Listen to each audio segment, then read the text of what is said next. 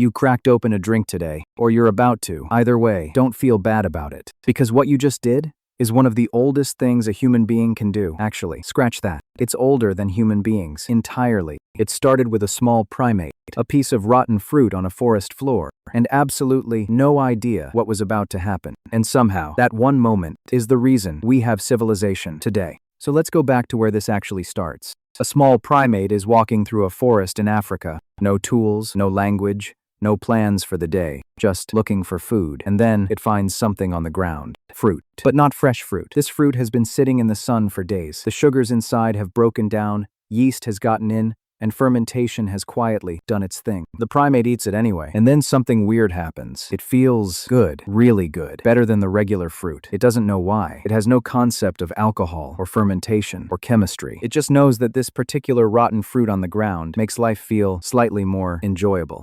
So it keeps coming back for more. Now multiply that by millions of years and thousands of generations. According to biologist Robert Dudley at UC Berkeley, our ancestors didn't just tolerate fermented fruit, they evolved to seek it out. The taste for alcohol wasn't a bad habit humans picked up somewhere along the way. It was literally built into us before we were even human. So the next time someone tells you that you drink too much, you can honestly tell them, this is 10 million years of evolution. I didn't choose this, my ancestors did. Okay, so we've established that humans were basically born with a taste for alcohol, but when did someone actually sit down and decide to make it on purpose? The answer is going to mess with everything you thought you knew about history. In 2018, archaeologists were digging through a cave near Haifa, Israel. Inside, they found stone mortars carved directly into the cave floor. And when they analyzed what was left inside those mortars, they found traces of wheat and barley that had been soaked, germinated, and deliberately left to ferment. That's beer. Brewed in a cave 13,000 years ago. But here's the part that breaks your brain. The people who made it, a group called the Natufians, were not farmers. They hadn't invented agriculture yet. They were still hunting animals and collecting wild grain by hand. They had no permanent homes. They were essentially nomads. They couldn't reliably grow food yet, but somehow they figured out how to brew beer. Think about what that means. Before anyone figured out how to consistently feed themselves, someone looked at a pile of wet grain and thought, should I just leave this alone for a while? And it worked. Farming came later. Beer came first. Your morning coffee has nothing on this. But the Natufians, brewing in a cave, isn't even the wildest part of this story. About 1,000 years later, in southeastern Turkey, someone built something that still confuses archaeologists today. It's called Göbekli Tepe, and it's enormous. Massive stone pillars, some weighing over 10 tons, arranged in careful circles and covered in detailed carvings of animals. The whole structure is deliberate, complex, and clearly required serious, organized labor to build. And it was built before farming, before pottery, before anyone in the region had a permanent home. For years, nobody could explain it. Why would nomadic people with no permanent settlement, no government, no construction equipment, organize themselves to drag 10-ton stones up a hill and carve them with precision? What were they getting out of it? Then they found the vats, large stone vats at the site, and when they tested the residue inside, they found chemical traces of fermented grain. These people weren't just building a monument. They were brewing enough alcohol for massive gatherings. The current theory is that Göbekli Tepe wasn't a home or a village. It was essentially the world's first party venue. People traveled from across the entire region just to come together, drink, and do whatever ancient humans did when they got drunk together.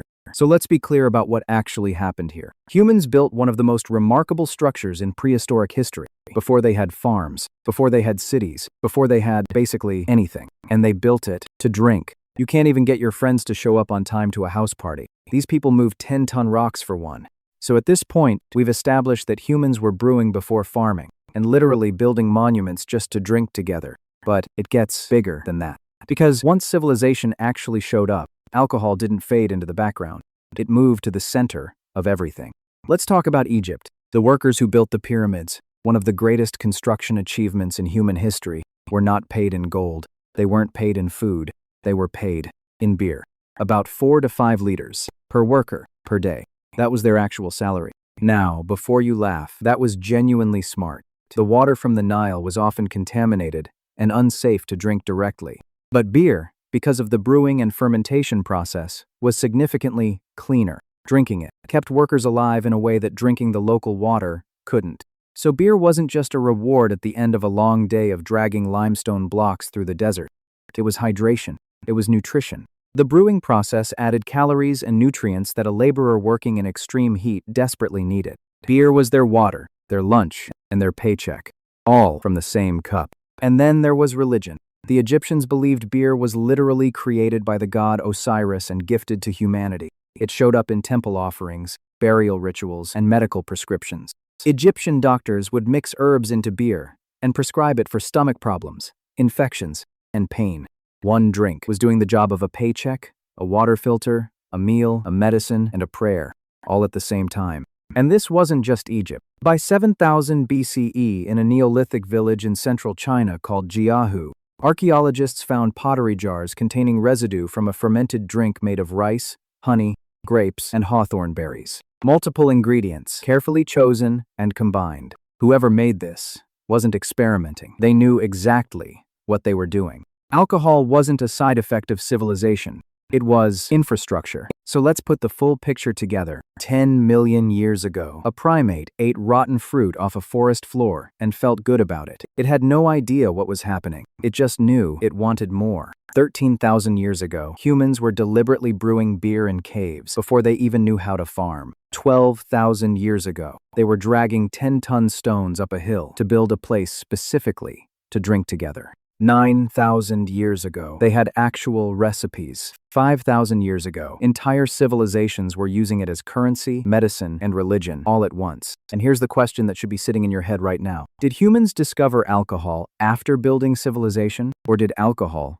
build civilization? Because every time archaeologists find the earliest evidence of human organization, the first monuments, the first farms, the first cities, alcohol is already there. Not showing up later, already there. Patrick McGovern, the world's leading expert on ancient alcohol, spent decades arguing that humans didn't start farming to make bread. They started farming to make beer. Bread is complicated. You grind grain, knead dough, build a fire, and bake it. Beer is simpler. You soak grain in water, leave it alone, and nature does the rest. The desire to drink was a stronger motivator than the desire to eat grain in a slightly different form. And if he's right, then everything changes. Agriculture, settlements, cities, monuments, medicine, religion, the entire foundation of modern life might have started because our ancestors really wanted a drink.